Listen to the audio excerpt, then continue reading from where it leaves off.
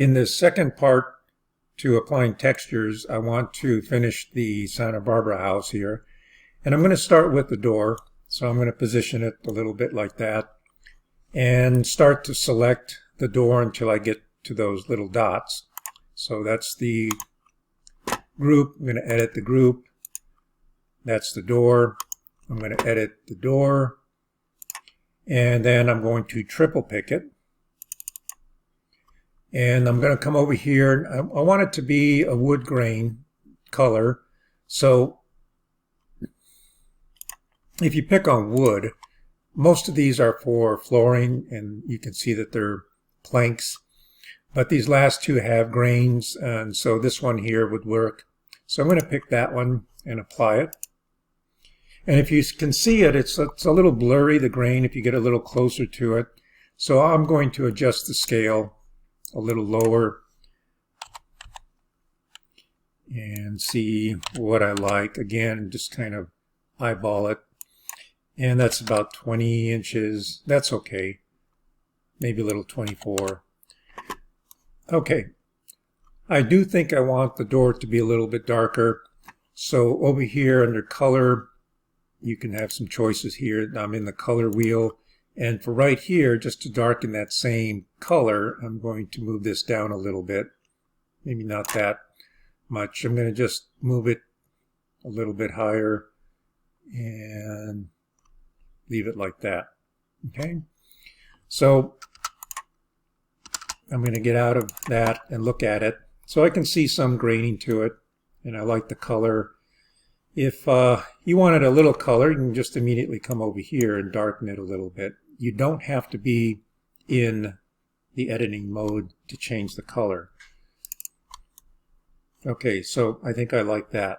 Now, for the windows, if you remember, the windows are a component. So one of the rules of the component is that if you change one window, all the other windows will change just like that first one. So what we have to do is to make this window unique if we want to have it a different color than the rest of the homes. So the first thing you want to do is to get a little closer to it and again select it. Keep on editing what you need to. One more time. And I'm going to select it. And if I right click, you see where it says make unique? That's what you have to do. So if I back out of the view and do the same thing, and I'm selecting the window here, you can see that all the windows are selected. Now, on this first one, I already made those unique. So I have to do it to this one. If you wanted all the window frames to be alike, then you wouldn't have to do this. But in order to just change one and not the others, you have to make it unique. So get it close here where you can at least see two windows. Right click, make unique. Okay. And you have to right click, edit component, and pick it again, right click. And as long as you can see make unique, go ahead and pick that. Okay. Now right click again. See, it's all grayed out, so I know that I'm okay. Now I can edit the component. And when I triple pick it, all the other windows stay the same. They are not selected in blue. So I want to paint this just the same color. Let's say this is a wooden window and I want to use that same wood veneer. But I like the color, but I don't want the wood graining. So I'm going to look for a specific color for that. I'm going to go to my colors and scroll down a little bit. And that's probably the closest color there. So I'm going to pick that and then select it like that. I want to back out of my view and deselect everything so I can kind of see how it looks. And it doesn't look bad, but if I wanted an exact match, in other words, I want this here to look like this, except without the grain of the wood. What I could do is to zoom in on this and make sure you go to the select button, select this, which is what I painted it, and then you can go to edit, and this little icon right here, it says match color of object in model. Now you don't have to do any editing here, and if I want the kind of the base color of this brown to be applied to this texture here, I can pick on that and then zoom in, and you have to be careful because you got a couple different colors in here.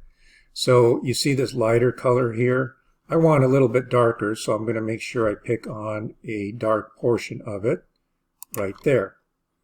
Okay, so now, see, it didn't change the name, but it changed the color to be a little darker. So when I back out of my view, we have the same exact match as what I picked with the eyedropper. So that comes in handy if you want to match something, but you don't want to necessarily have the grain. Okay, see, we don't see the grain here, but we see the grain over here. That's where I want it. But let's say that's an aluminum window painted the same color as that. Now, this window did not change because we made this unique. So you'd have to go through the same process as this one to create this one. Or what I like to do sometimes is to just delete that window. So I'm going to get in there and go ahead and delete all of it, and then copy this window right over. So I'm going to go to my move, copy, and I'm just going to pick this as my base point, tap the control key, and it's done. So that's an easy way of creating this window here over here without having to doing all that editing and triple picking and all that other stuff with this little match color eyedropper over here. So I look at it and I'm satisfied with that, and so I'm going to back out of my view, look at it. Now it's pretty different, it's unique to this. If I wanted to change the stucco color, I can come over here to select the eyedropper again, which gives me that. And then I'm going to go to edit again. And instead of using this, I would never pick inside here. It just doesn't really work too well. I would go to one of these here where it has the hue, saturation, brightness in here, and maybe look for a different color if I want to warm it up a little bit. And you can see that it's starting to turn a little bit there, but I kind of like a little bit of a peach pink color, kind of goes well with the roof tile there. And I think that's a little bit better. Okay, so that's it for the exterior. And for the interior, what I would do, and we're not really spending too much time on the interior. I've already painted the floors because those were a component, and so I wanted all the same floors in all 4 homes. But if you want to, what you could do is to paint the inside walls a different color. So in that case, what you can do, you don't have to be going to edit and then hiding things. Since you have everything on a tag, come over here and turn off the roofs and turn off the ceilings, and now you're inside here. You still have to edit this component or group until you get to those little dots. Okay, so that's just the inside. Again, just hold down the shift key, pick those 4 walls, and then choose just a simple color, a light color. So I'm going to go back to materials,